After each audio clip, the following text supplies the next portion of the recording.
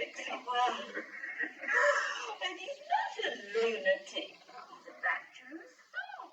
Almost.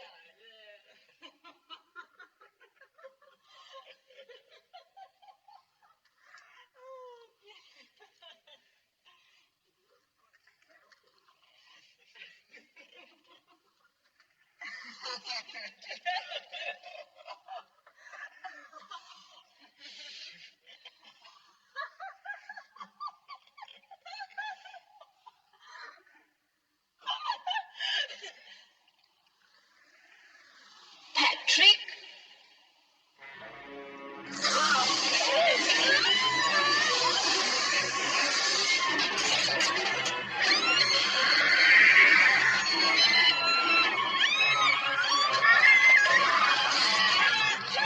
Jesus, Patrick! Your mother!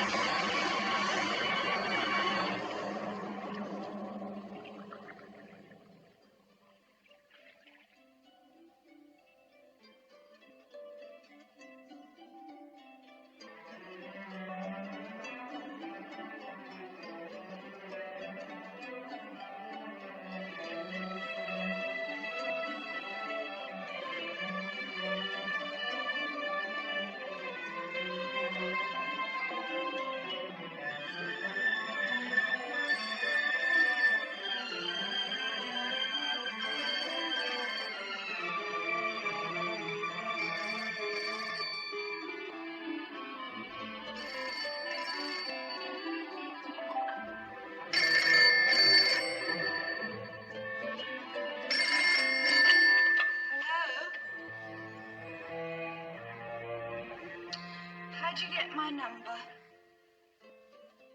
Yes, I was in bed. It's none of your business. I'm gonna hang up now, Ed. I'm gonna hang up right now.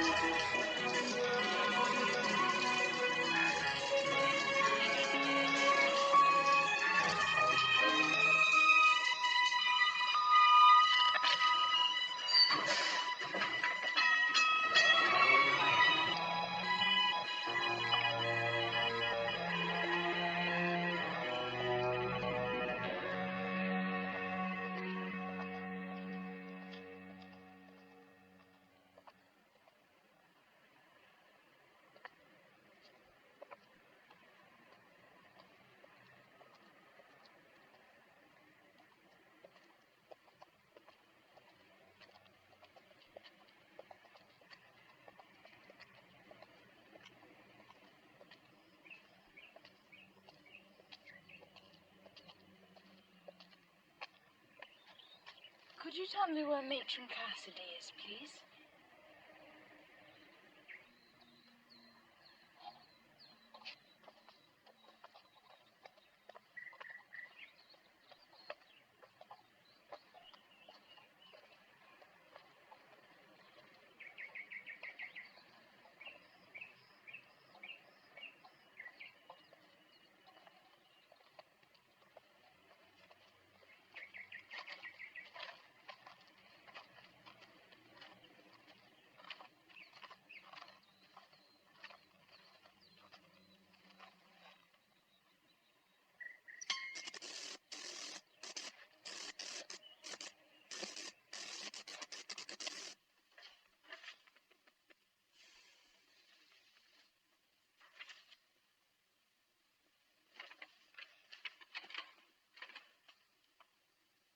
Yes? I have the applicant with me, Doctor. Be with you in a minute.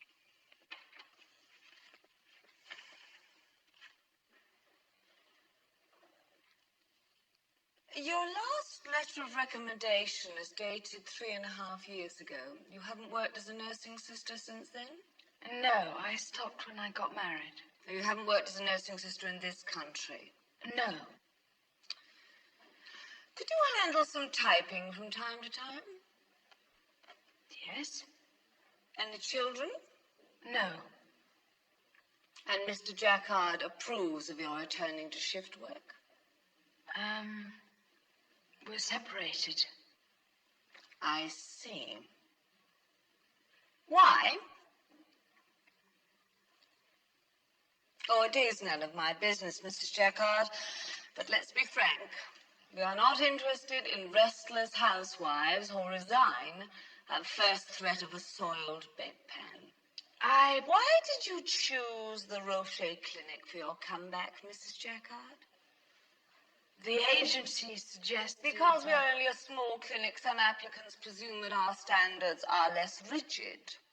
Oh, I didn't think that. And because of this misconception, we tend to attract certain types. Types? Types, Mrs. Jacquard. I don't, Lesbians, nymphomaniacs, enema specialists. Well, am I offending you, Mrs. Jacquard? No. Zoophiliacs, algalagdiacs, necrophiliacs, pedophiliacs, scoptophiliacs, exhibitionists, voyeurs. Now, do you follow me, Mrs. Jacquard? Yes. Disease. Like God moves in mysterious ways, Mrs. Jacquard. It can don the mask of perversion and spread like cancer through our hospital staff. We had a classic in here last week, seated where you are now, applying for work as an orderly, and his little quirk, as it turned out, was to sneak down to the laundry of a night and paint himself with excreta. Does that shock you, Mrs. Jacquard? No. Well, it should. It shocks me. I can assure you, Oh, so did he, Mrs. Jacquard. Oh, come in, Doctor. Mrs. Jacquard, Dr. Roger. Matron, have my frogs arrived yet? No, not yet. Could you chase it up? Yes, I'll make a note of it. Mrs. Jacquard's qualifications are adequate, but she hasn't worked in this country before. You've worked with unconscious patients, I assume. Yes. Any experience with cerebral monitoring, EEGs, Fourier analysis? A little. She comes to us in the wake of an unstable domestic situation, Doctor. Hire her.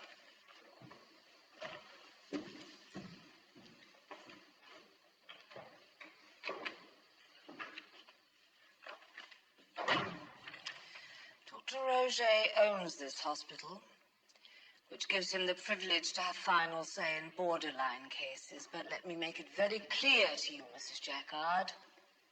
I am boss cocky in this hospital.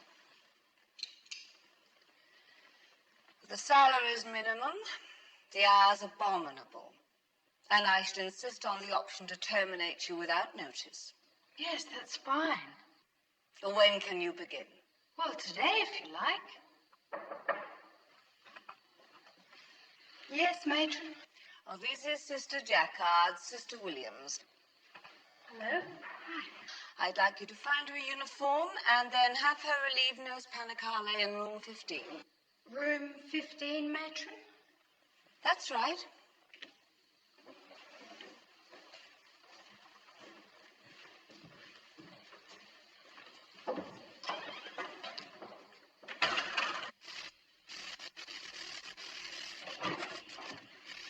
You'll be specialling him, responsible for IV therapy, monitoring him, and general nursing care. My God, it's like a meat cooler in here. You'll give him pneumonia. Sister Jacquard, Nurse Panicale. Sister Jacquard will be taking over the noon till 9 shift, so you can resume your regular duties on Ward 1. Thank you, Sister.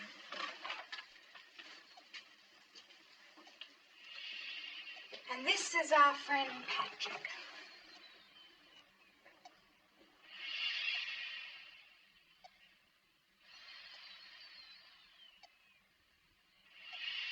He's what you call an acute. Why haven't his eyes been sutured shut? Roger's instructions. You will be expected to keep the eyes bathed and lubricated. Hello, Patrick. He can't hear you. He's dead. Oh, technically he's alive and he breathes and pumps blood. But I don't think you're going to get much conversation out of him. He's been unconscious for 3 years. What a waste. Oh, it's a waste of space, if you ask me. Most of our new sisters caught Patrick first up. Matron says that if he can survive 3 years in a coma, he can live through anything. Anyway, such as he is, he's all yours, sister. I think you'll find him a handful. Well, I think Patrick and I are going to get along just... Oh, that's another thing. Dr. Roger calls it a motor nerve reflex, but no one really knows why he does it. He seems to do it on purpose. Well, one thing's for certain. Patrick never does anything on purpose. Any chance of improvement? No. He's been unconscious too long. Dr. Roger says that even if he regained consciousness, he would have the intelligence of a penicillin culture. But he spits well. Matron Cassidy's usually in her office till about 8, and Dr. Roger often works later. Otherwise, the desk clerk will sign you off at 9. Any questions? No, I think I can manage. Then I'll leave you to it.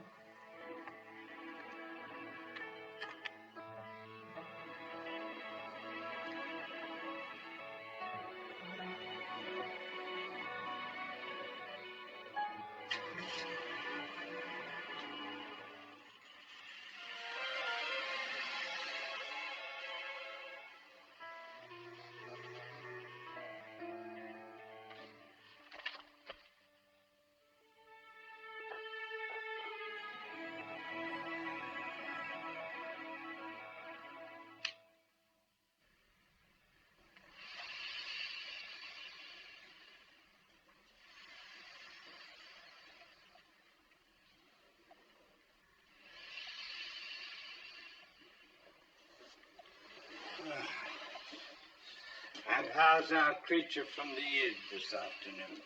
No change, Doctor. No change. That's good.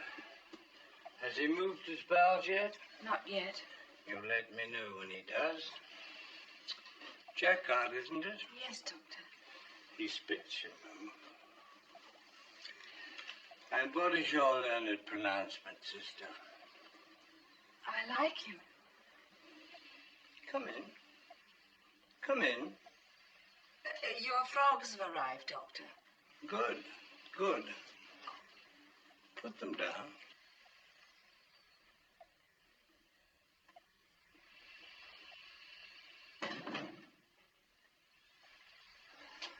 See that? Sir? She doesn't like coming in here. Why? I don't know. She says there's no air. Flowers won't grow. Notice anything? No. Neither does he. Look at him. Does he look as though he's been unconscious for 3 years? Actually, he's in better shape now than when they brought him here. No wasting. What did you call him? Something from the id? A devil. A born devil on whose nurture can never stick. What happened to him? Massive damage to the cerebral cortex. Some accident, so the police said. The police were involved? Apparently. Do you think it could have been the shock of seeing his mother killed? Who told you that? Sister Williams told me. Perhaps. I mean, do you think something like that could cause this? I'm not interested in amateur psychology. I'm only interested in what he is now. Hold the leg, please. Is he ever aware of anything? Captain Fraser says that he and Patrick play chess. Captain Fraser also says that Patrick flies in and out the window at night when everyone's asleep. How can you be so sure he isn't aware?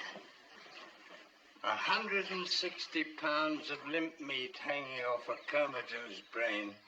Can you imagine anything less aware than that? Then why does he spit? Yeah.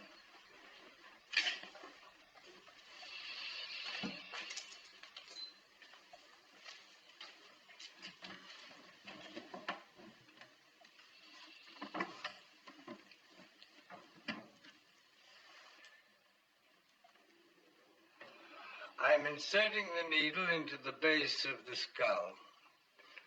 Now I'm destroying the brain cells. Now I'm going down the spinal column.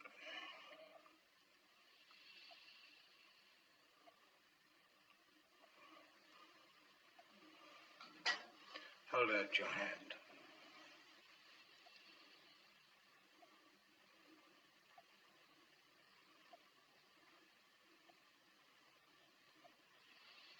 And now, with this electric stimulator, in layman's terms, this is why he spits.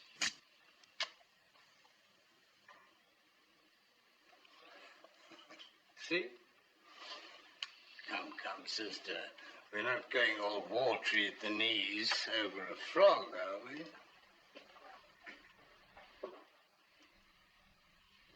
They gave him all the tests at Lockhart, wrote him up in a medical journal, tried monitoring him 24 hours a day on an electroencephalograph. An EEG will pick up any brain activity from a fart to a nervous breakdown. 1,120 hours they had him on it, and what do you think it registered? Just farts. Why don't you let him die? He's dead already. The machine's alive. Then why don't you switch it off? I suppose there's every reason why we should. He hasn't a family. No one comes to see him. He takes up space. He wastes the taxpayers' money. He ties up this expensive equipment 24 hours a day. But what's your personal opinion, Doctor? I'm a physician governed by a code. I don't need an opinion. I don't think that's a very satisfactory answer, Doctor. Then you shouldn't ask unsatisfactory questions, sister. Do you really want to know why we keep this miserable creature alive? Why he rates thousands of dollars worth of equipment and 2 nurses of his own? Is there a reason? Of course there's a reason. Determining the exact moment of death is one of the most controversial issues in modern medicine. At what point does the whatever it is that keeps a person alive actually leave the body? You mean the soul? Christians call it the soul, Russians call it bioplasm, yogis call it the life force. But my point is that whatever it is has never been identified. Why? Because death occurs too quickly. Dying may occur slowly, but the moment of death is like the blink of an eye. You're either alive or you're dead. So Patrick is just a guinea pig to you? No, Patrick, my dear girl, is a very, very rare opportunity to study this gray area between life and death. What does Matron Cassidy think of your ideas? She thinks they're bullshit. Let me know when his bowels have moved.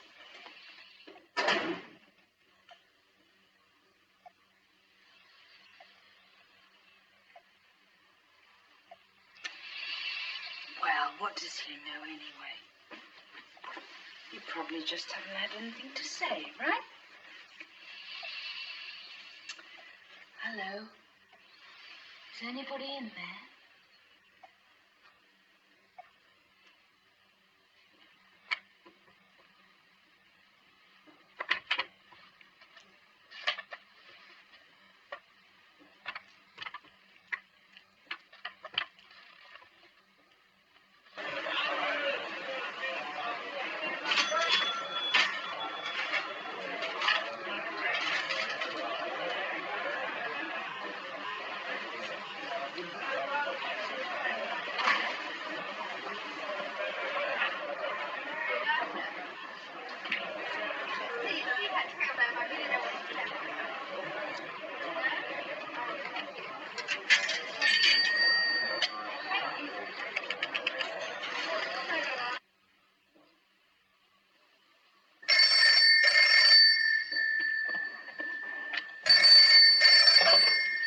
Hello? Hello?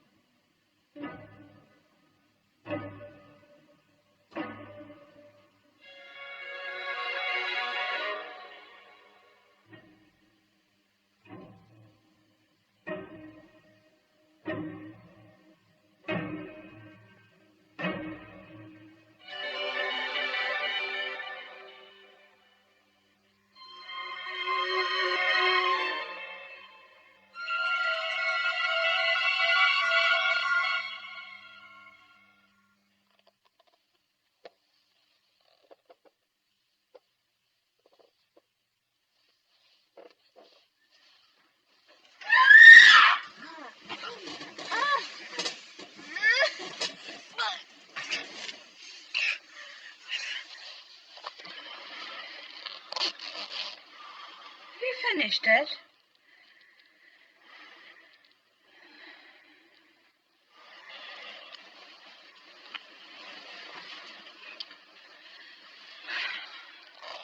I'd like to discuss our divorce.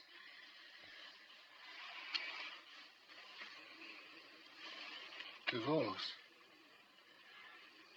I thought you said it was going to be a trial separation.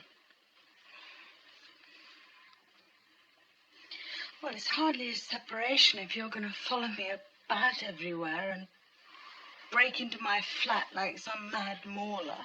Well, you don't think that lock's going to keep anyone out, do you? Oh, Jesus, Kathy. I care about you. I'm only trying to do something about it. You want to do something, Ed? Sure, Jacka. Anything. Get lost.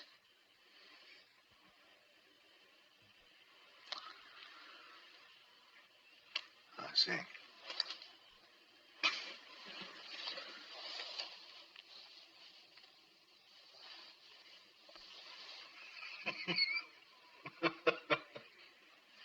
So much for women's rape fantasies.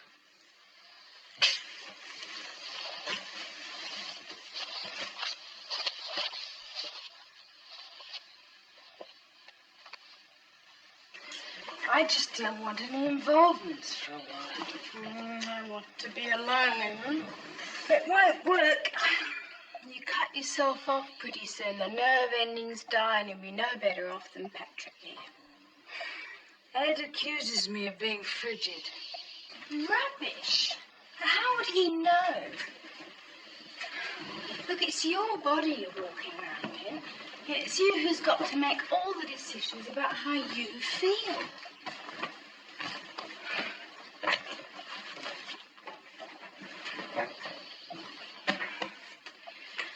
Listen, you're going to a party on Friday night. I don't think I can make a party. No excuses.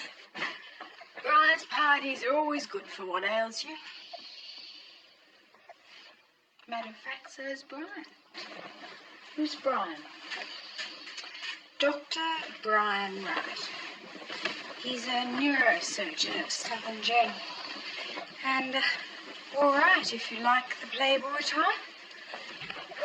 The last thing I need is someone with a case of galloping gonads. Well, you have until Friday night to decide.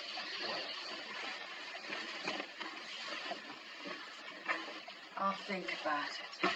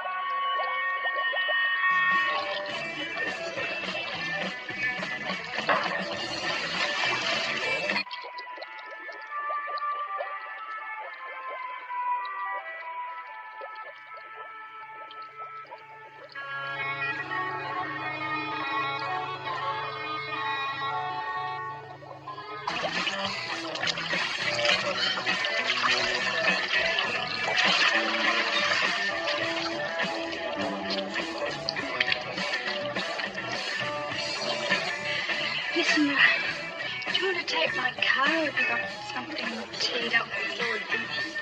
Huh? Well, they don't call him Dr. Wright for nothing. He's drunk. It's a party. Loosen up a little. There was a party. I think I should go home. I'd hate to talk to him late. Valentine Day, Kathy. I was hoping to talk to him about Patrick. Talk to him about Patrick, anything. He'll do the rest. Curls. The keys are in the car. I'm off for the weekend, I think.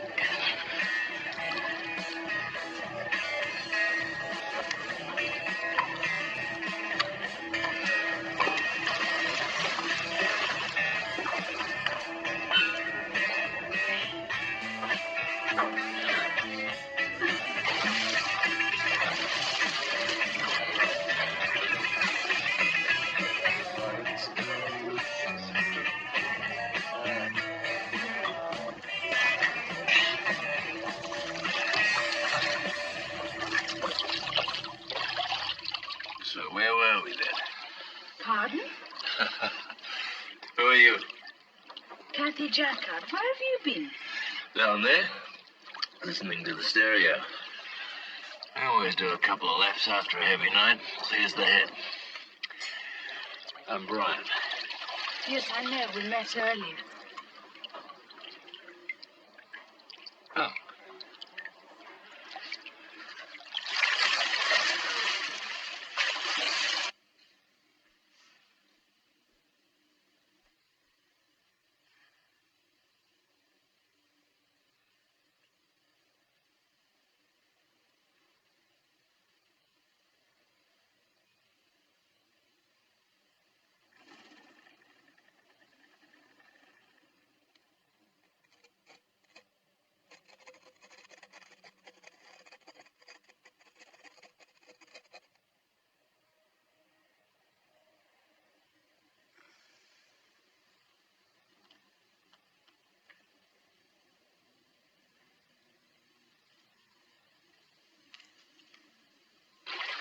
Good morning, Kathy. Actually, I was hoping to talk to you about a patient of mine at the Roger Clinic. Ah, you're the new gardener. Oh, you know about Patrick? I read an article somewhere. You coming in for a swim or not? I've eaten. No, so have I. Coming in clothes or not? No, I should be getting home. I'll drive you then. No, I'll get a cab. You shouldn't be driving. Nonsense. Come on in. No, really.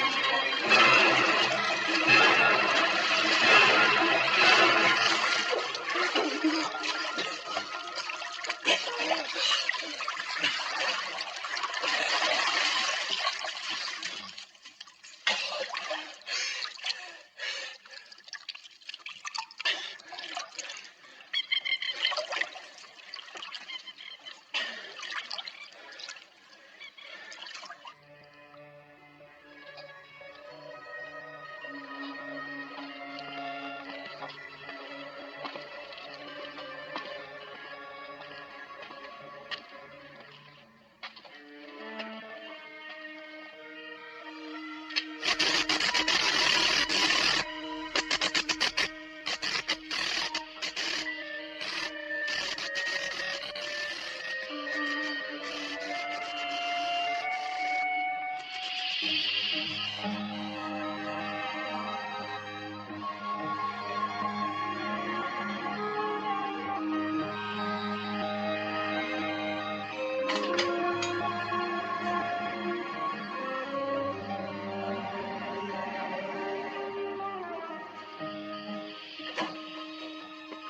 only me. More typing from the front office. You never should have only typed. The typewriter's playing up. Along with the lift and everything else in this building, Captain Fraser thinks we've got gremlins. Hey, what do you think of Brian? Well, he shouldn't go swimming on a full stomach. Where you are? Off, I just got on. Nurse Panicali rang in sick. Again? I'll see you in the morning.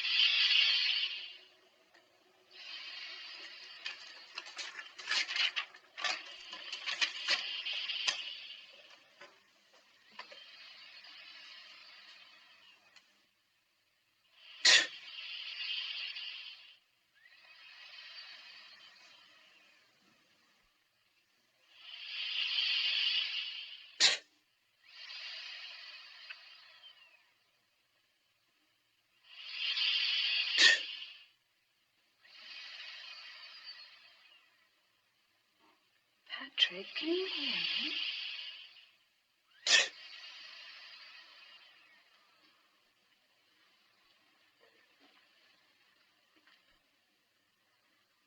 Patrick, if you can hear me, I want you to do that with your mouth, what you just did. Once means yes and twice means no. Do you understand? Is that yes?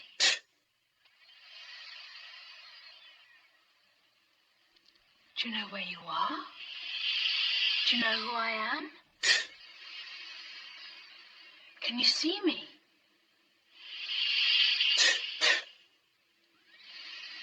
Can you feel that? Wait here.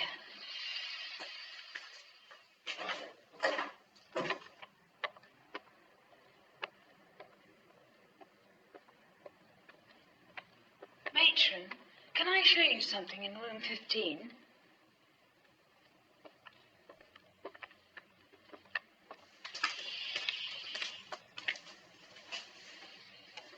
Patrick, Matron Caster's here. Show her. Patrick, show her, please.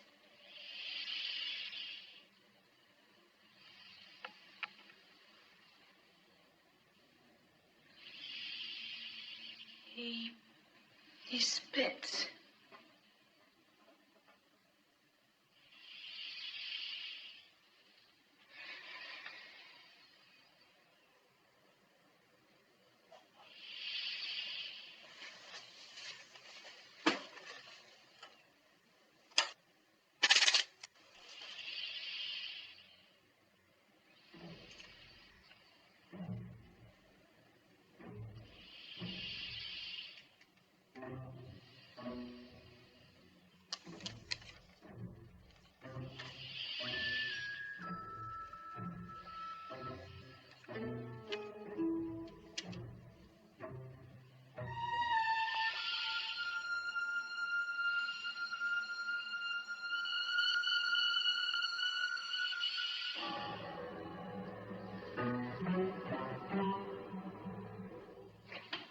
Brian, Yeah. is it possible for a whole team of specialists to be wrong? Yeah. I'll be the first to admit it.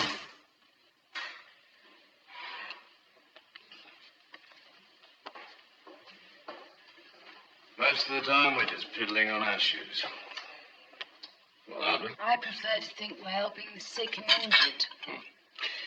I consider I've had a damn good day if I don't make anybody worse. I used to be in the Crusades. Great advances in medical science, the betterment of mankind. And now you're just into money.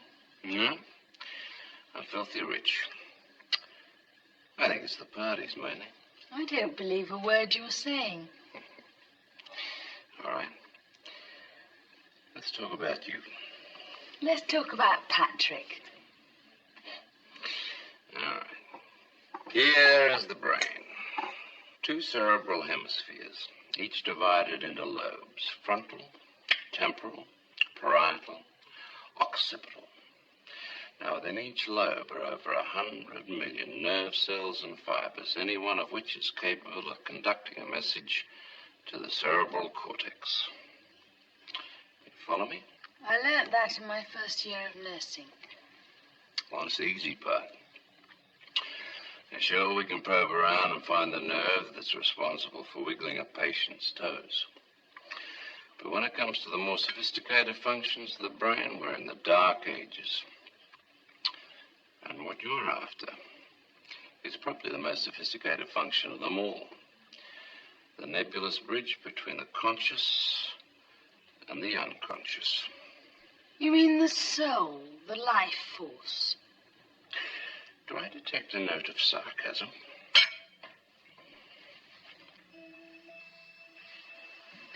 All right, try this. I mean, anything's possible. We have 5 known senses.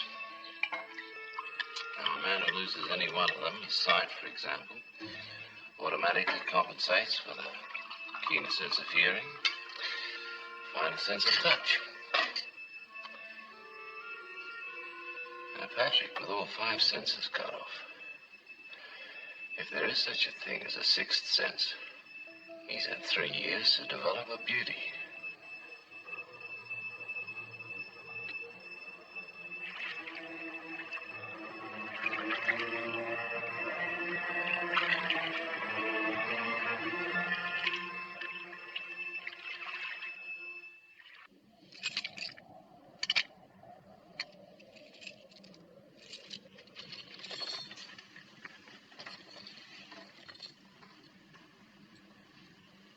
Holy hell.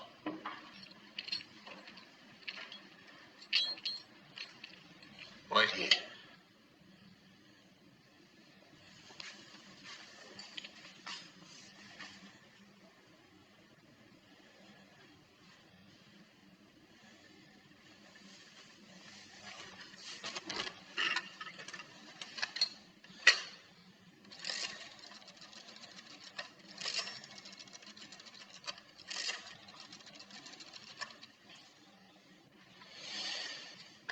Yes. Who do I have to speak to regarding breaking and entering? Thank you. Who are you phoning? The police. Has anything been taken? I'd rather not call the police. Just a moment. Yes, just a moment. Kathy, what's the address here? I said I'd rather not bother the police with this. Nonsense. Of course you must. No. Kathy.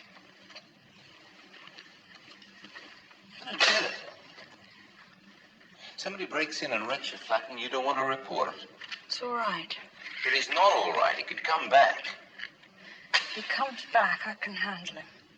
Don't kid yourself. Look. I'm fairly certain it was my husband, Ed. It's just this little way of making a point. I can handle him.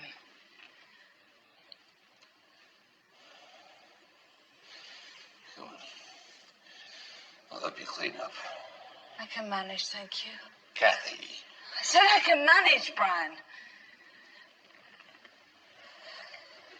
I'll leave you to it then.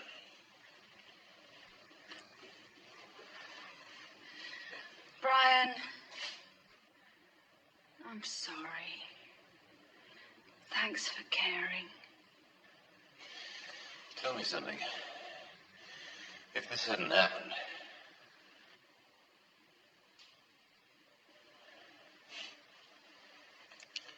forget it.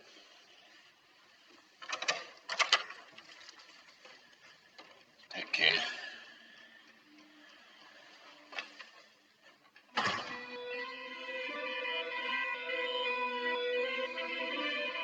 No, my solicitors advised me not to discuss it with you. I presume you'd be getting in touch with your solicitor. What are you talking about? I'm talking about last night, Ed. Unless you were too drunk to remember. Too drunk to remember what? Honest to God, Ed, I'm really disappointed in you. No, Kathy, love, I don't know what you're talking about. I said I don't want to discuss it. Look, love, what is it I'm supposed to have done? Ed, that flat wasn't much, but it was mine. I painted it and decorated it. And I don't see how you could be so cruel. Look, Kathy, I haven't done anything. I was nowhere near your flat last night. Where were you? I don't want to see you again, Ed. Just stay away, or I'll get an injunction and you can deal with the police.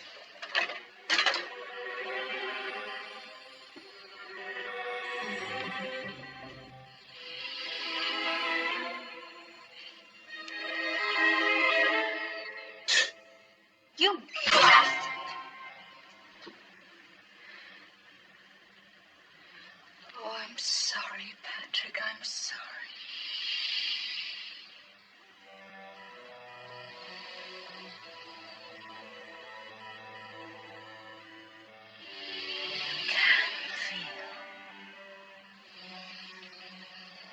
Can you feel that? Can you feel that? Can you feel that? Can you feel that? Can you feel that?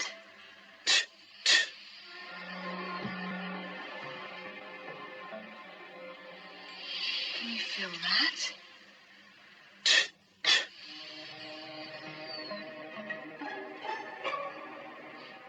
Can you feel that?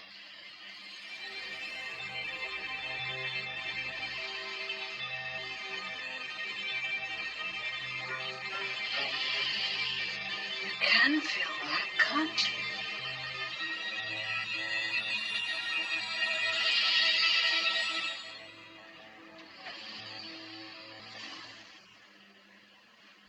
When you have a moment, sister.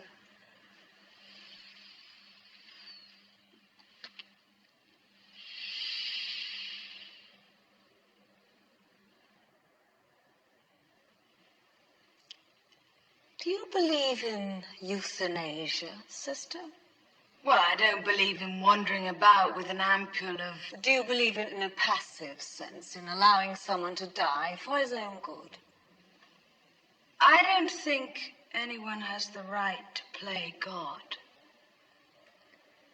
That is a pathetic answer coming from someone who calls herself a nurse.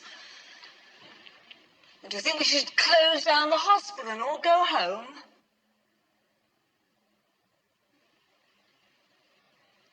If there were a God, and if the patient in room 15 could think, I bet he'd be thinking that God must have a pretty monstrous sense of humor. But of course there isn't any God. No God, no justice, no compassion. Only fear. So he lies in there month after month, year after year, because nobody, including myself, has the simple decency to switch off that machine and let him do what he should have done 3 years ago. He is an embarrassment, sister. He is a daily reminder that medicine can prolong death much more effectively than it prolongs life. So if it appears there's a conspiracy to lock him away, it's just that the mere sight of him is a somewhat offensive reminder of our own ugliness.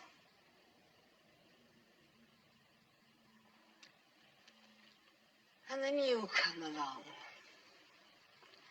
And not only do you remind us that he is human, but you claim that he has feelings, and that we have neglected him, and that you, a second-rate probationary nurse, have discovered something in a couple of weeks that our team of specialists couldn't find out in 3 years. And as if that were not enough, you then go over the heads of Dr. Rocher and myself, placing us in an embarrassing situation by getting an opinion from an outside doctor. You then merrily proceed to slap and fondle this patient in a manner that should see you blacklisted from every hospital in this country. And you ask, why don't you believe me? I was only trying to help. You can.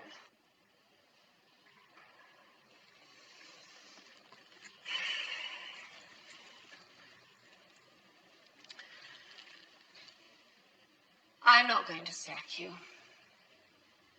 Well, quite frankly, I need every qualified nurse I can lay my hands on, but you are to be punished.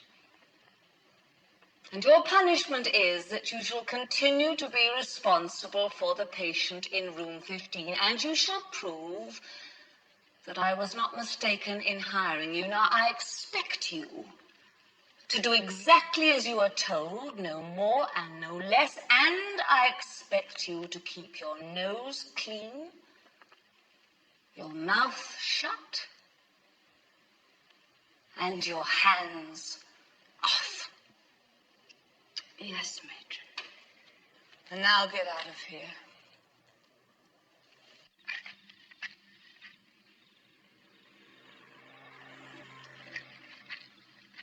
I've changed the lock. Look, I don't care what you think. I didn't bust this place out last night, and if I didn't, then somebody else did.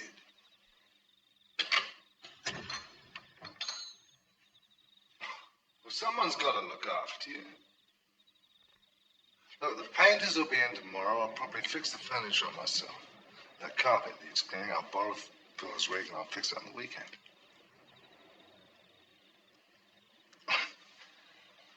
Dead set, Jack.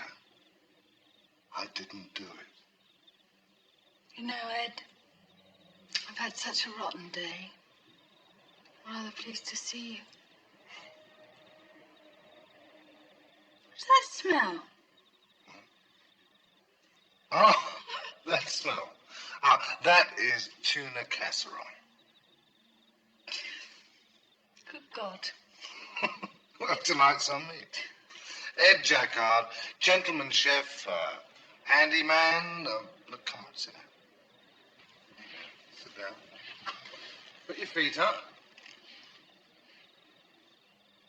Now, man, can I get you something from the bar? A gin and tonic, perhaps? Gin and tonic.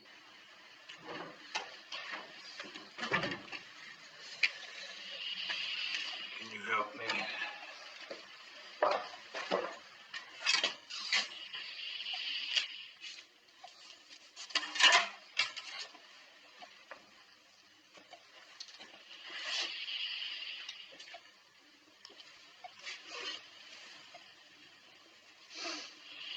What's the matter? Nothing, Doctor. You look as though you've been crying. I've got a bad cold. Speak up. I said I have got a bad cold. Look at you. You look awful. It's just that it's a bit chilly, Doctor. Good Lord, woman, if you're as cold as all that, go and get a heater out of the matron's office.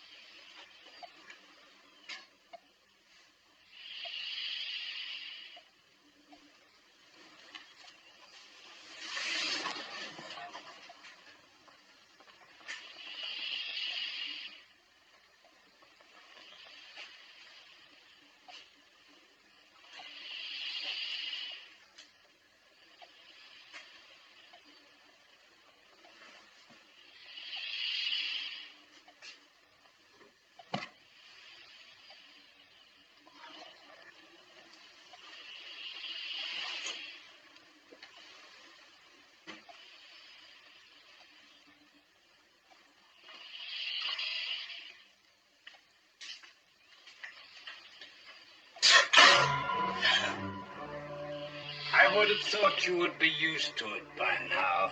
I'm sorry, Doctor. All right, pick it up, plug it in, and sit down quietly.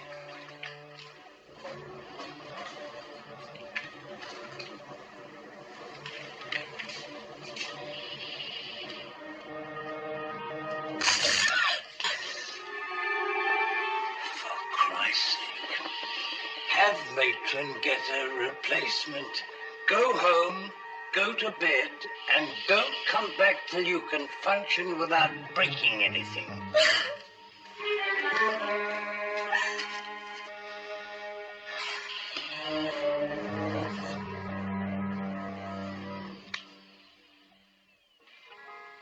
I'm sorry about the fight, Jacko. Dead set.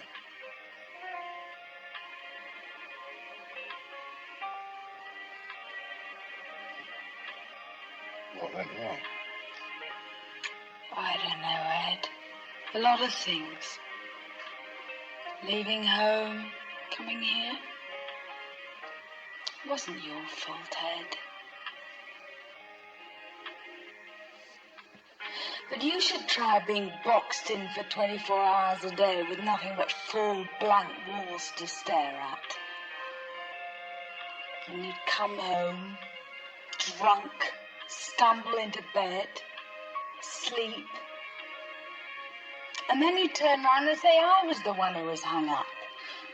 Hey, now, wait a minute. You're talking to the new Ed Jacquard. You watch this.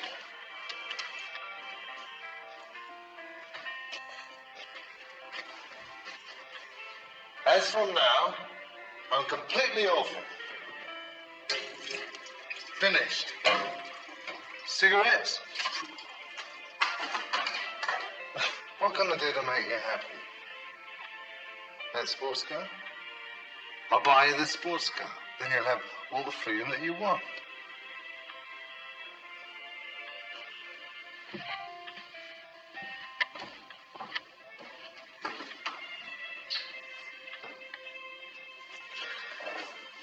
This mean I can stay the night? Let's just start with dinner, shall we?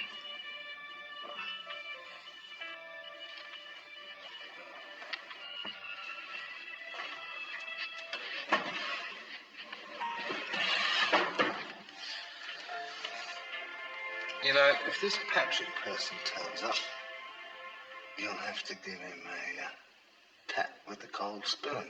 Why did you say that? Well, isn't that what you nurses do to a bloke, you know, when he... Yes, I know what it means. It's just... Oh, forget it.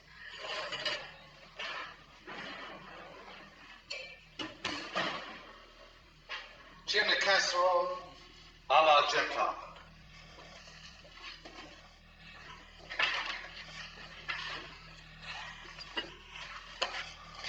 Oh, get a scorch pad. You'll burn the table.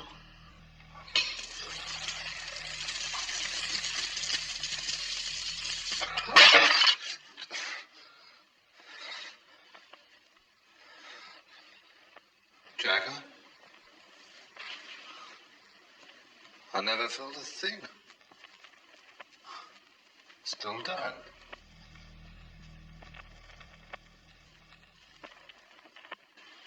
What they say at the hospital? Partial thickness burns on both hands. He'll be off work for a month.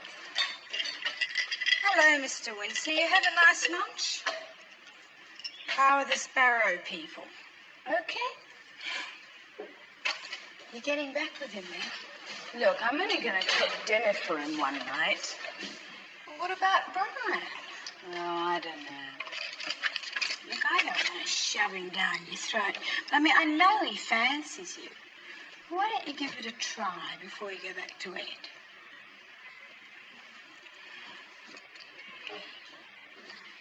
Well, go back to Ed. He must love you, and it's better to be boxed up in Whalers Hill than horny in Carlton. I'm not horny. And you've been around him too long.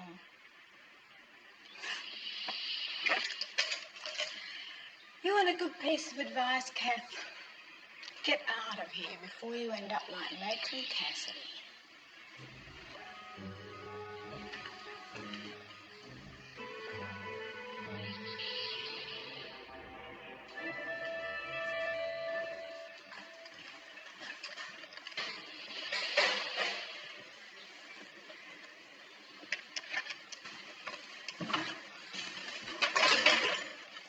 What's the matter, Kath? Oh, it's the room, no air. It's him. It's Patrick. Paula, he had an erection the other night. So they'll do that, conscious or unconscious. It's different. Oh, wait on, love. Hello, Captain Fraser. Have a nice lunch.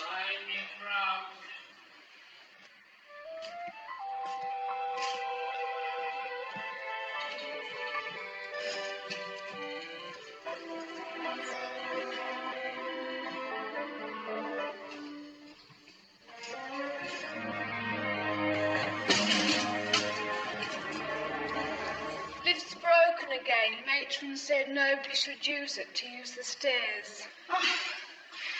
Is Matron aware that this is a hospital, not a gymnasium? Well, do I have to remind you this is a hospital? We simply must have that lift repaired sooner than that.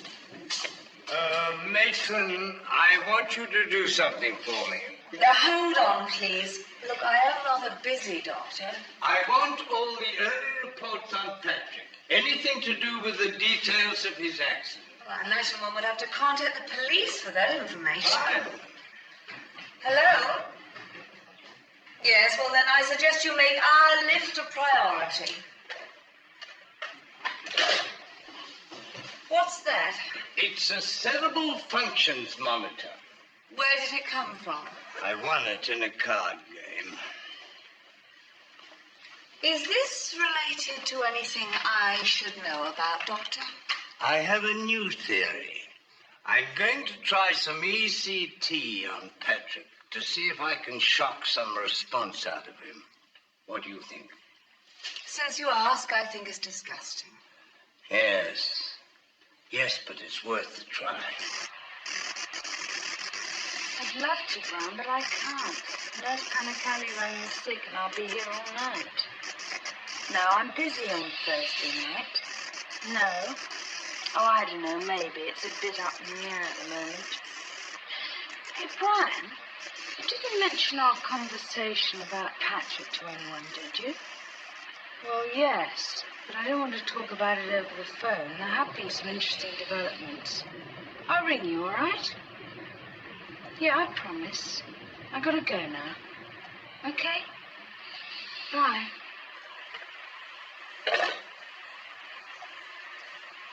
Aren't we speaking then?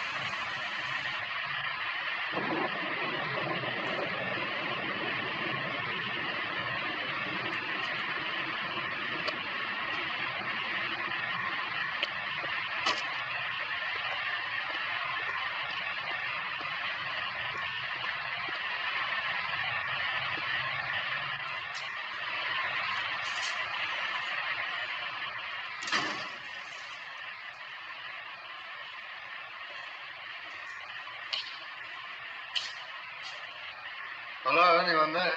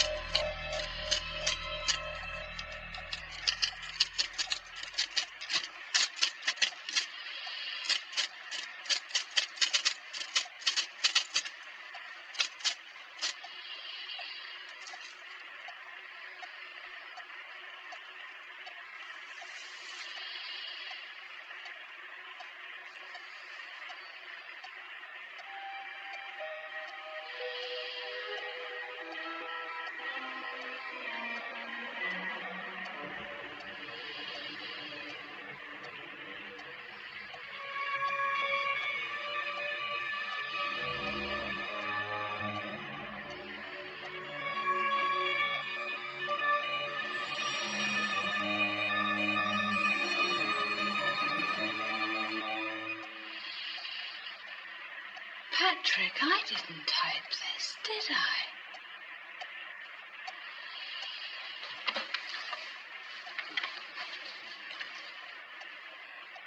You typed it, didn't you?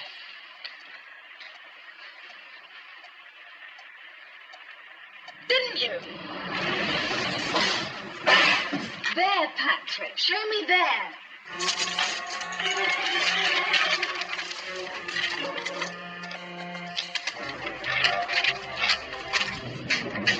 Show me. Show me, Patrick. Show me.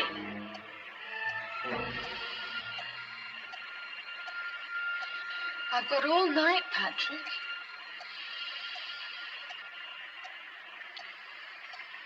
All right, I'll start it for you. Let's start with Dear Mum.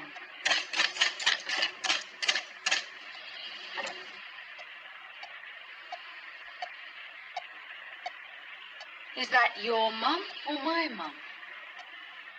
Because I never had one. She died when I was a baby.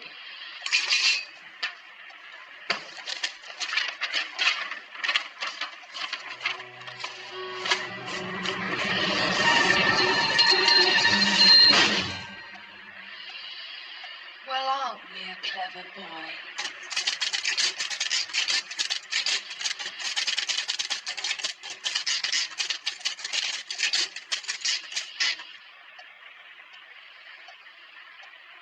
What does that mean?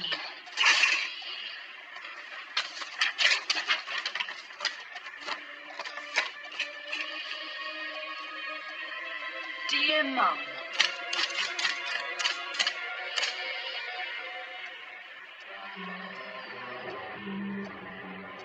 Patrick, did you wreck my flat?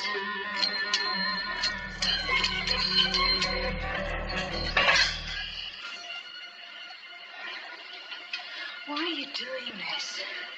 What do you want?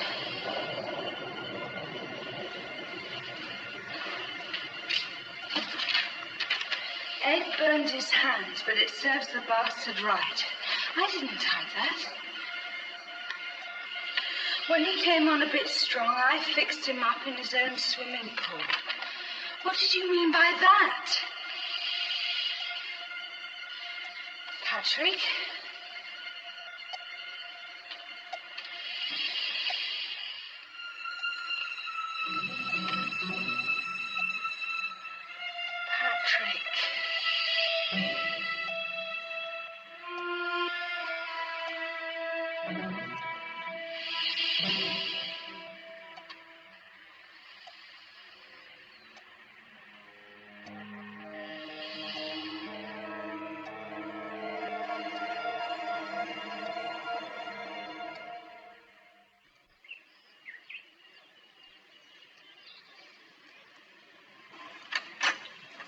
Hi.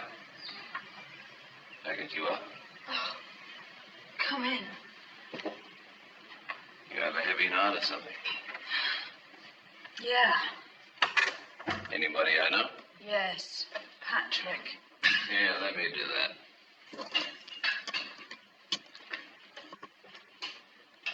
You're not free tonight? I don't know.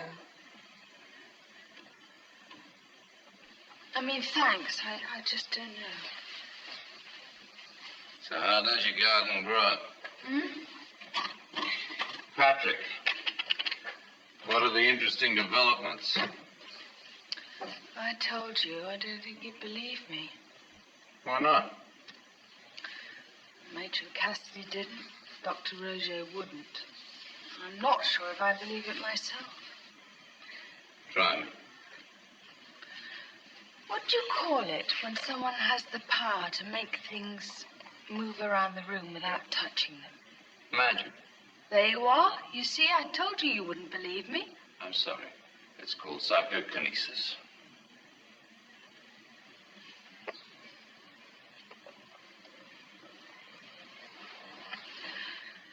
Last night, I was typing some letters for Matron. Yeah? Go on.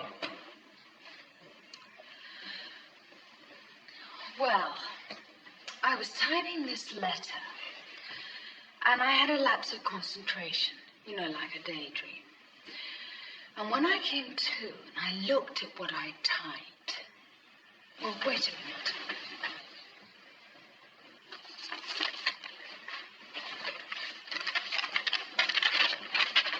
Now, I didn't type that, Brian. I mean, my fingers were doing the working, but I know Patrick did it. Patrick typed this? Yes, look at this. But when he came on a bit strong, I fixed him up, ha, in his own swimming pool of all places. That's you, Brian. Is that what you think? That I came on a bit strong? Well, I didn't write this. Patrick did. And look at this. Ed burned his hands, but it serves the bastard right. Right. Spelt with a W. Now, the night before last, my husband Ed burned his hands on a casserole dish. How did Patrick know that? Exactly. How did he? I'm sorry, I shouldn't have mentioned it. Now, wait a minute, Kathy. You're saying that you think Patrick was controlling what you typed on that typewriter? Yes. Well, it's a pretty tall order. You think I typed it as some sort of subconscious projection? All right. What about this? I wasn't even touching the typewriter. I don't know anything about algebra. I couldn't have typed that. What does it mean? Nothing.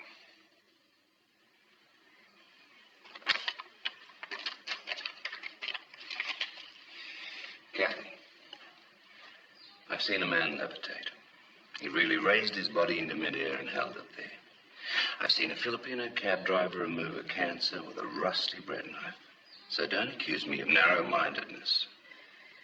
I really should be getting ready for work. It's catch-22 as far as I'm concerned, Kathy. I can't give an opinion on Patrick until I've examined him. And I can't examine him because such things are just not done. It's not fair. Mm-hmm. But it's ethical.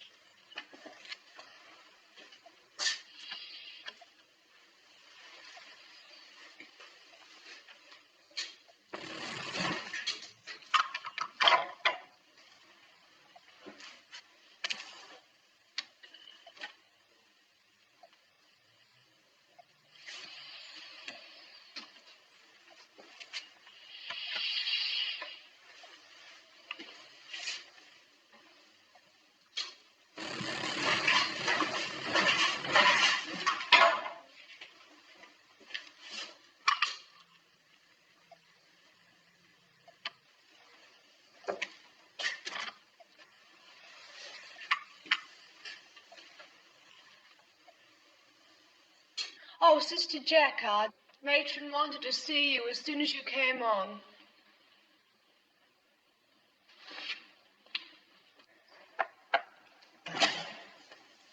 You wanted to see me, Matron?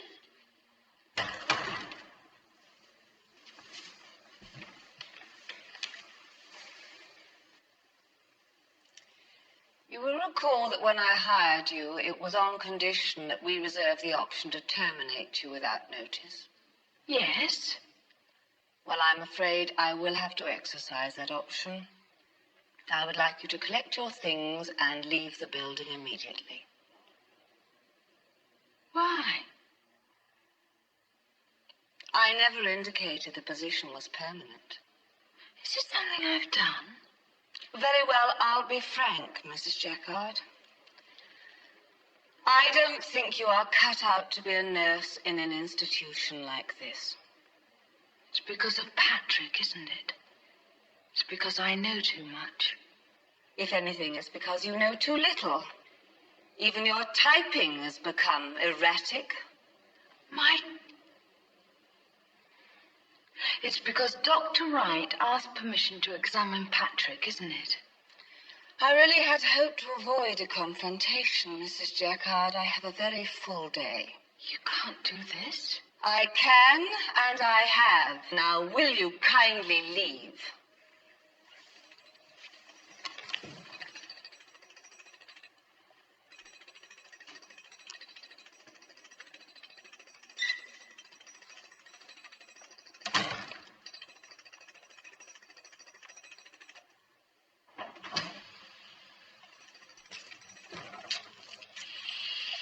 trick.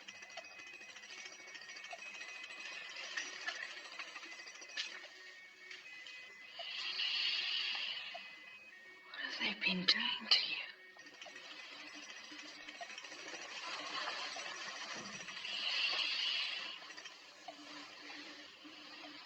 I've got something to tell you. I've been sacked. I've got to leave. Don't you care?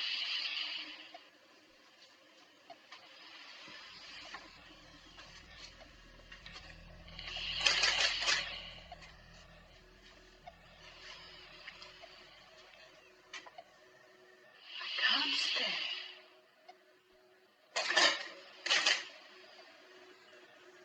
I haven't any choice.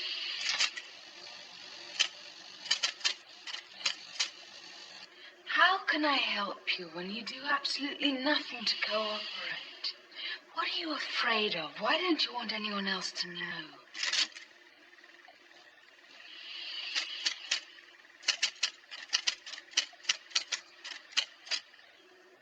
Who? When?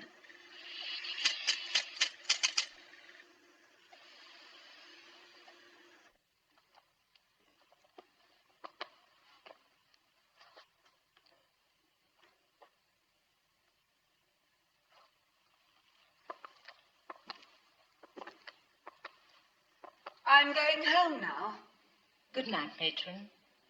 Oh, matron, was the repairman here earlier? Not that I know of. Why? Nothing. I just thought I heard someone working in the basement. Probably just a touch of the rats, as Captain Fraser would say.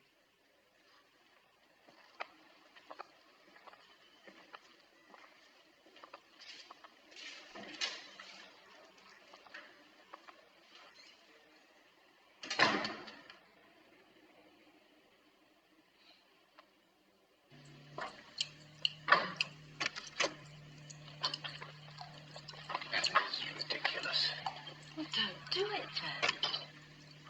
I wouldn't want you to do anything unethical, like saving someone's life. None of that.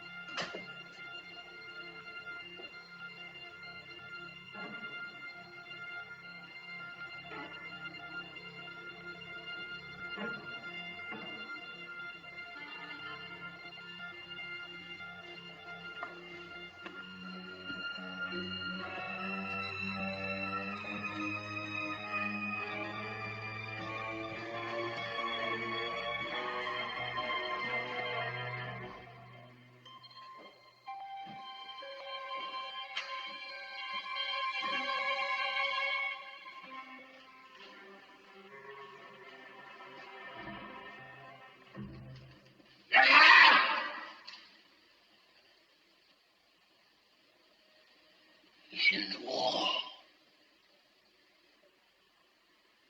He's in the wall.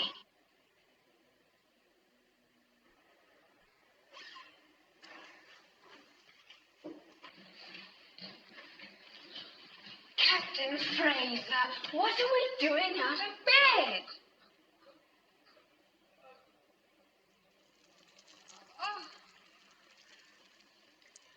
When we need anything at night, we ring our buzzer.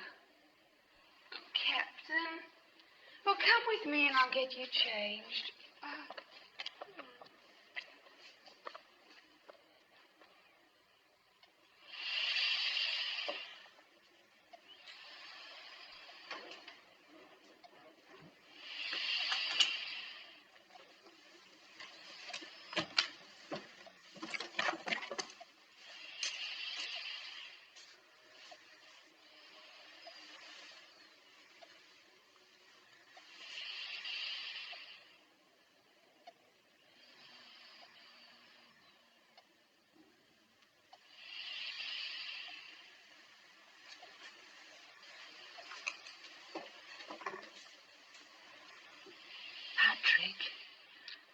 This is Dr. Wright, the one I was telling you about.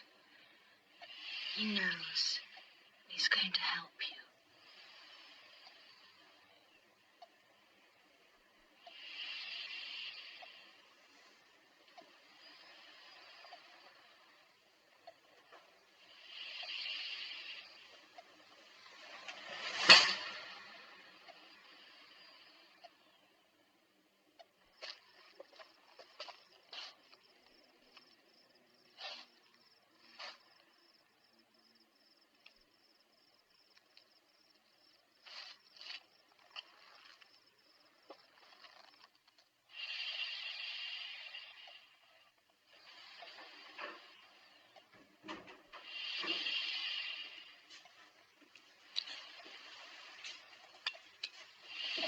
How long will this take? Talk to him. What? See if you can get him to respond. Patrick.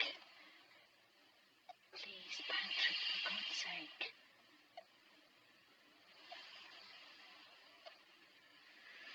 You said he had an erection. Yes? Get him to do it. You haven't got all night, Kathy.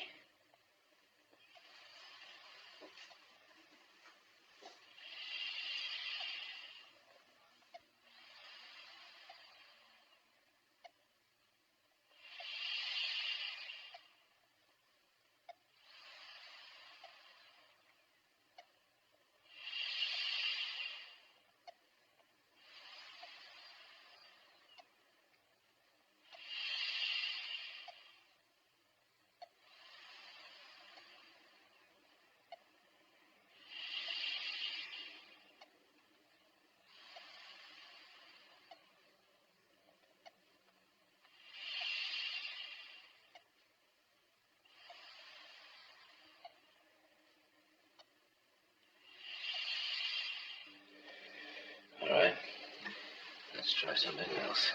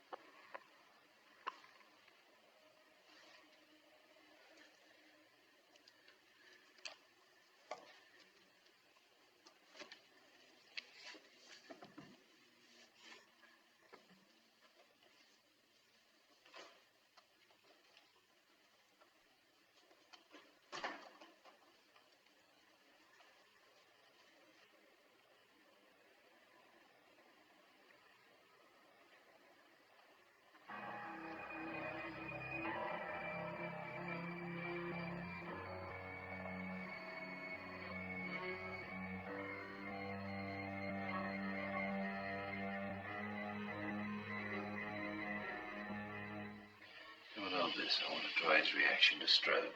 Will it take long? This was your idea. Now, don't rush me. Hold it 18 inches from the ridge of his nose. Bring it up slowly.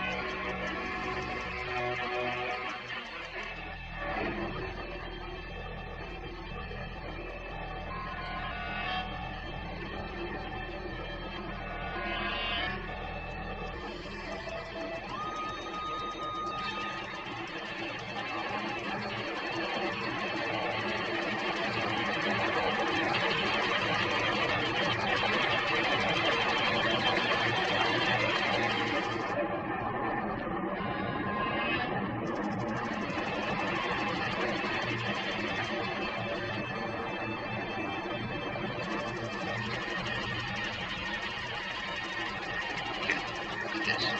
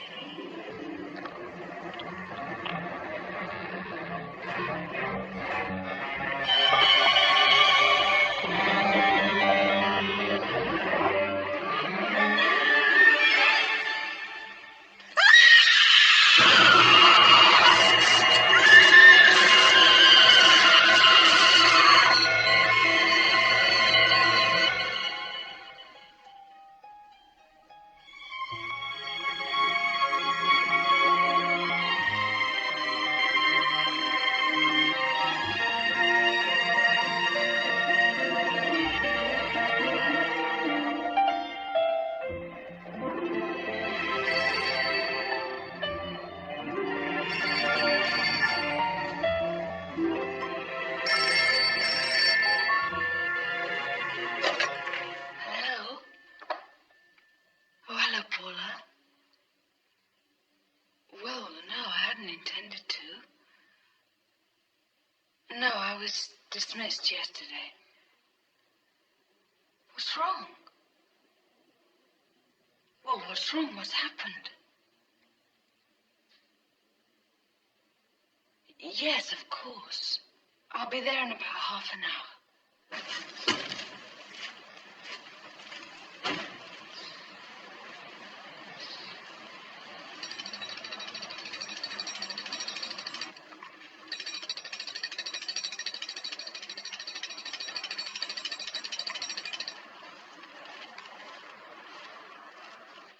Well, the uniform boys put in a report last night, and I have to follow it up. Yes. Mrs. Jacob. Oh, fine. Send her in. Send her in. Have a seat, please, Mrs. Jacob.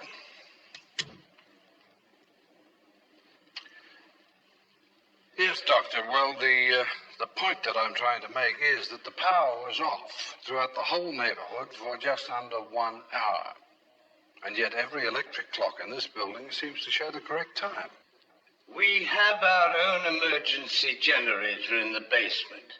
It comes on automatically in the event of a power failure. So the electricity could only have been off for 2 minutes. I see. Well, again, the electricity people maintain that the overload originated here, in this building. Can you think of what might have caused it? No. But circuits do become overloaded. Mrs. Jackard, isn't it? Yes.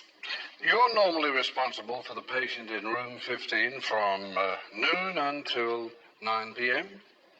Yes, normally. And yet you weren't in the building last night. Mrs. Jackard? No, I was dismissed yesterday. That's news to me. But of course, Matron Cassidy has charge of staff. What happened here last night? Well, a Sister Panakal was discovered unconscious in room 15 early this morning. She appeared to be in a state of catatonic hysteria. Is that correct, Doctor? That's close enough. Is she all right? She's under sedation, heavy sedation. Well, as you see, Mr. Jaggard, it'll be some time before we're able to find out from her what happened. We were hoping that as you had been working in room 15, perhaps we could... Sergeant, Sister Panakali existed at the brink of hysteria anyway. She was weak. She would think of any excuse to ring in sick. I dare say that when the lights went off, she probably panicked. Yes, well, I don't doubt there is a perfectly logical explanation for what happened. But we were swamped with telephone calls last night. No, not just to report a power failure, but everything from barking dogs to flying saucers. Sergeant Grant, Yes, what is it? there's something in the basement I think you should see. Will it wait? I don't think so, sir.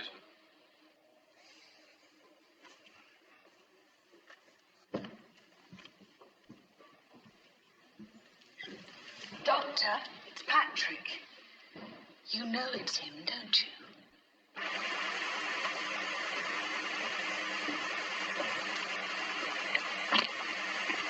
There's the cause of your power failure.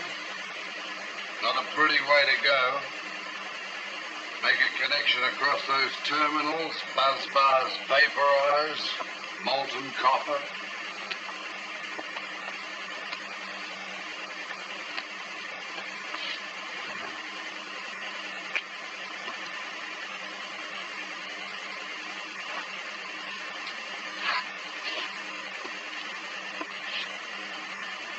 Who is she? Matron Cassidy. We'll need a pronouncement, Doctor, just to make it official. Doctor?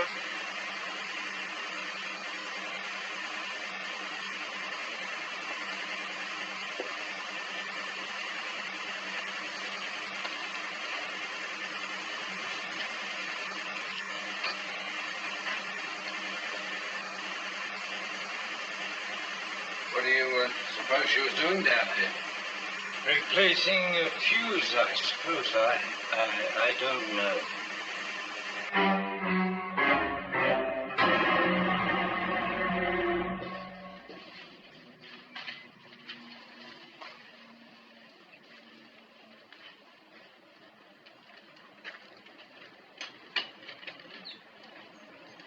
Is that all you're going to do? There'll be an inquest. I need to get some formal statements, but I'm satisfied. You don't believe this was an accident, do you? What the electricity boys reckon. She wasn't wearing shoes. She grounded herself when she stepped into the puddle. Bang. But why wasn't she wearing shoes? And why was she down there in the first Look, place? Mrs. Jacquard, please, let's not complicate this any further, will you? You've done a hell of a job writing out a report as it is. Listen to me. Matron Cassidy wanted Patrick dead. Now she's dead. Does that sound like an accident Look, to you? let me get this straight, will you, Mrs. Jacquard? Are you suggesting that she was trying to kill the patient in room 15? I'm saying that there is a possibility, yes. Why? Well, that's a hard question to answer, but there is someone who can explain it better than I, and I think you should see him.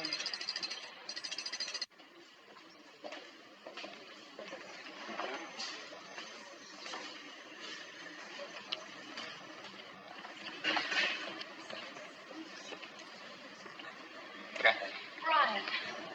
Sergeant Grant, Dr. Brian Wright. Sergeant, I'm sorry to bother you. what's the problem? Something's happened. Matron Cassidy's dead. She's been electrocuted.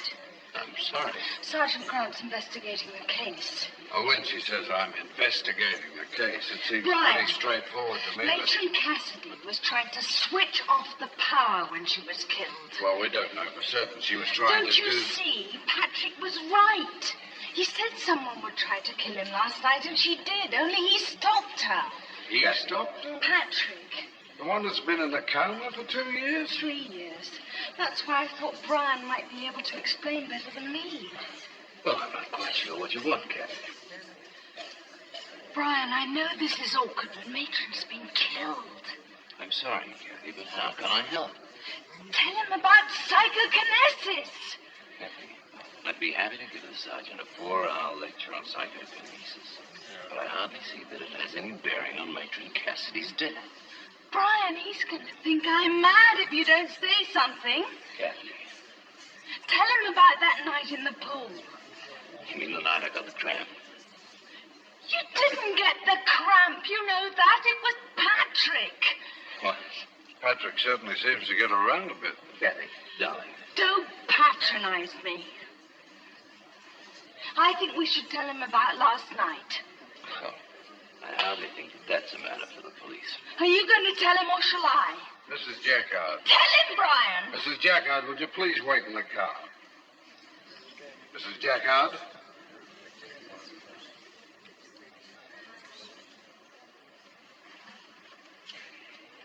Tell me about last night, Doc. You're not really interested in my sex life, right, Sergeant? I still feel as though there's something I should do. You could close the door on your way out. Go back to Ed. I don't know.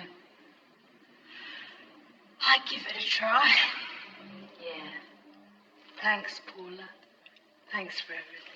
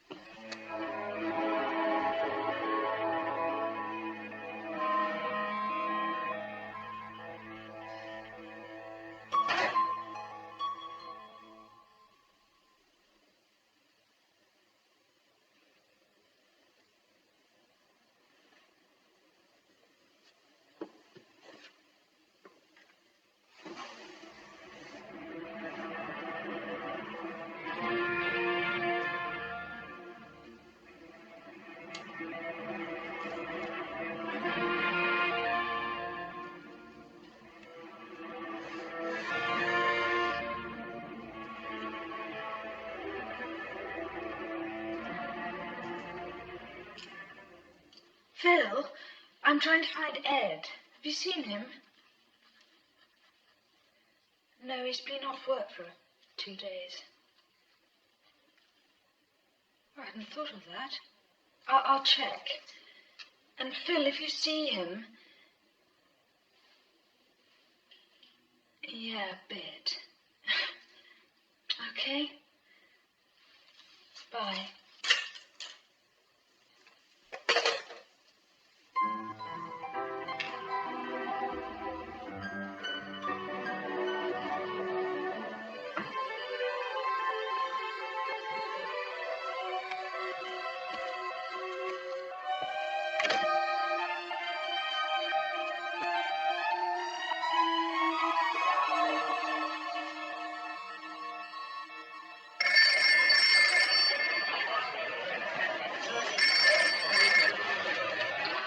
Shamrock, Tom Butler.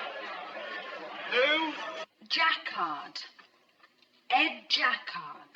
Oh, yeah. No, I haven't seen her for a couple of days. Bit of strife with some lady friend, I think. Oh, I see. Did he mention her name? It's very important I contact him. No, sorry. Tell you who wouldn't know? Neil Adler. Neil was selling a sports car that Ed was going to... A sports car?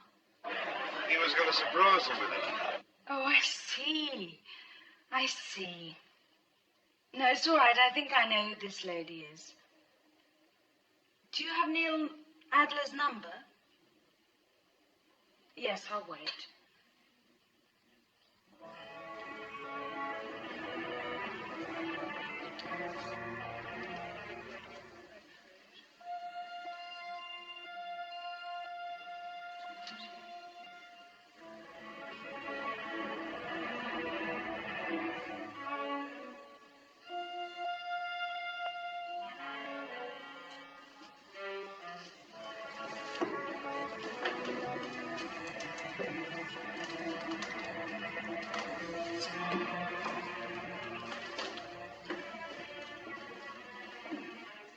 Why don't you finish early and go home?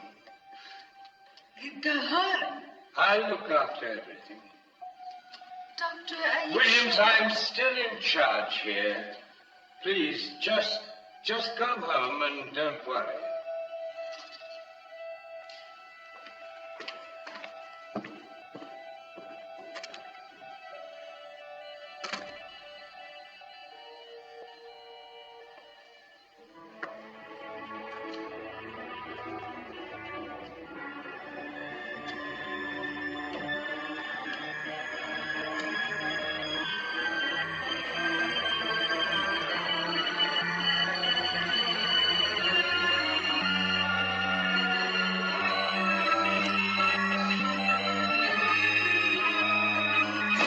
Hello?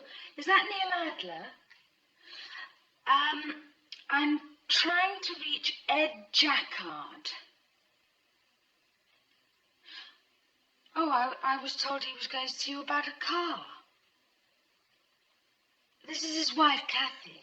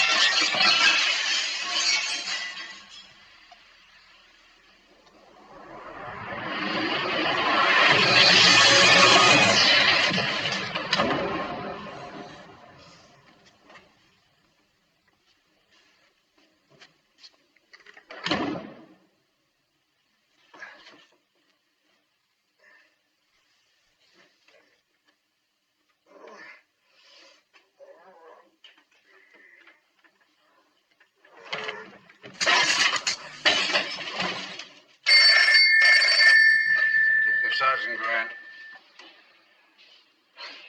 What can I do for you, Mrs. Jackard? Sergeant, I have a problem. And, well, you're the only policeman I know. Lucky me. What's your problem? I seem to have lost my husband. I see. It's not as crazy as it sounds. He apparently bought a car from a friend 2 days ago as a gift. For me, actually. And, he seems to have vanished.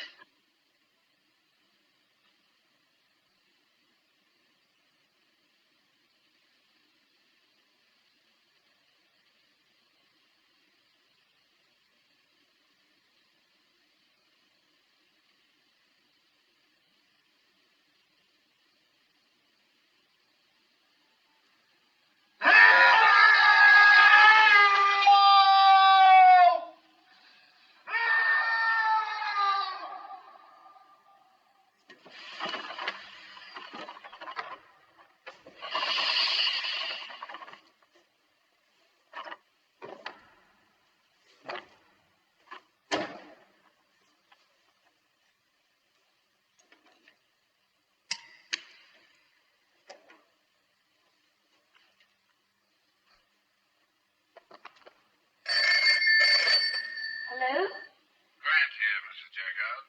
I found your car. No sign of your husband. Where was the car? Well, it was towed away from a no-standing zone outside the Roger Clinic earlier this afternoon. Apparently it had been there for a couple of days. You there? Yes. Yes, Sergeant. Incidentally, about that other business, Patrick, a friend of yours, is a bit of a celebrity, you know that? What do you mean? Well, I've been going through the files here, and it turns out that... Oh, hang on. Someone's penciled in a notation here about a boyfriend of a nurse who worked there over a year ago. What about him? He died, some unspecified disease. Says it started with a numbness in his hands and then spread.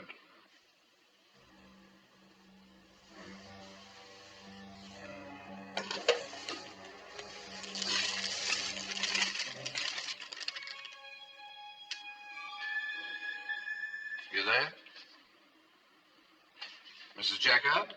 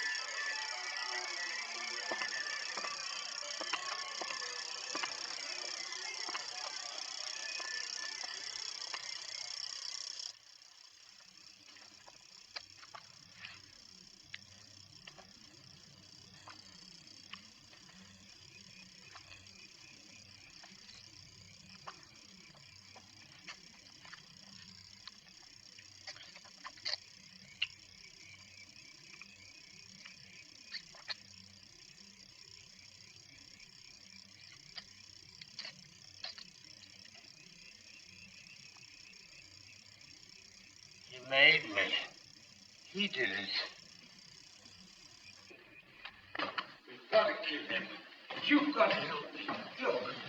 We'll clear the building, get everyone out, then burn it. You can't go in there. He won't let you. No! No!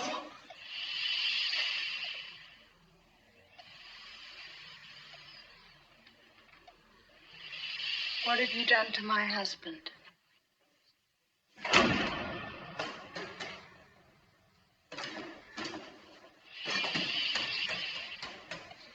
Patrick?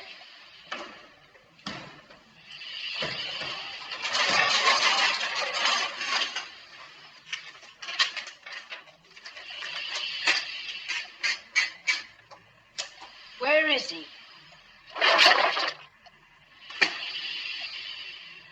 Talk to me, Patrick.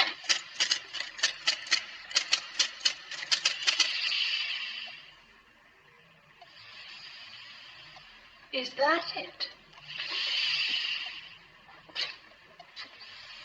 You think I'm a slut?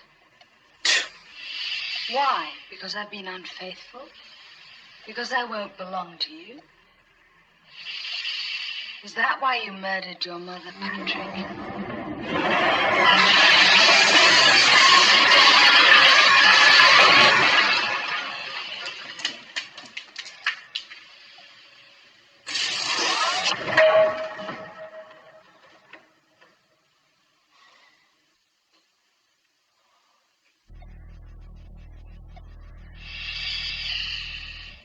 What did you think, Patrick? That if you stopped other men getting close to me, we'd be together forever and ever?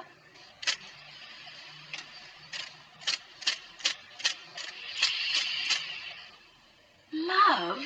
What do you know about love? Who'd love you? You're a self-centered, self-important, self-indulgent little boy who never grew up, who wants his mummy. Go on, get it out of your system. Your tantrums don't scare me anymore. Now, what have you done to my husband?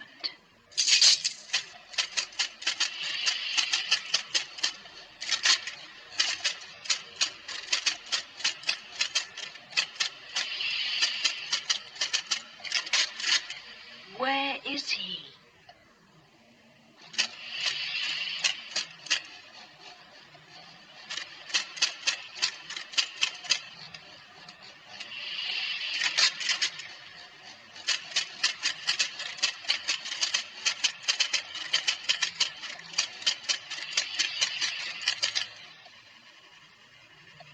You're wrong, Patrick. Are you better off?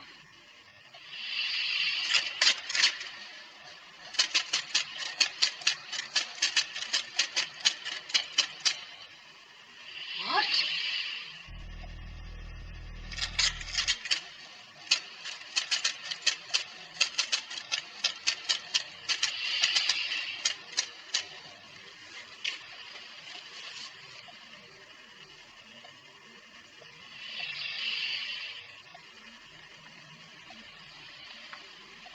What is it?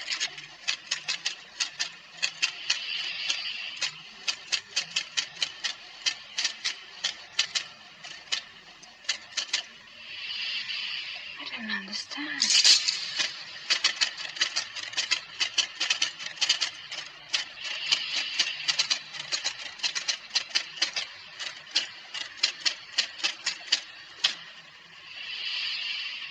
What's Ed done to hurt you?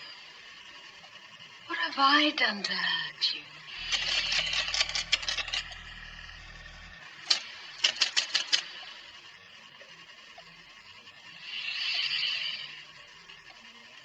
Patrick, I can't.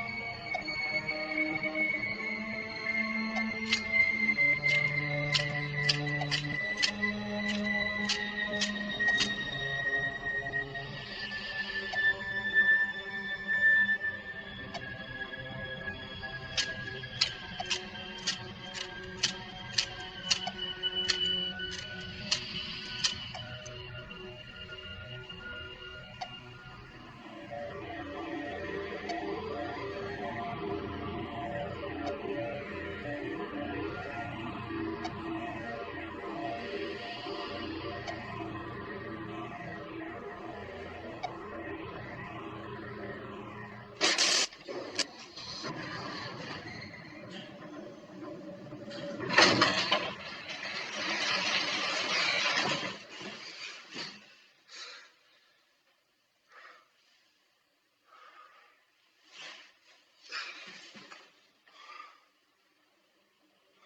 Harry, time goes on at sunset.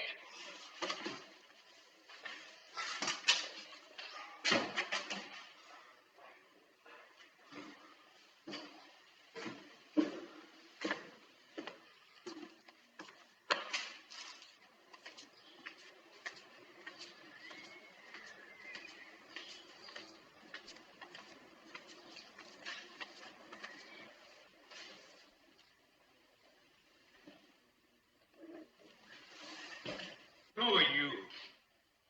I'm named Jacquard. What the hell's going on here? She's in there with Patrick. Patrick.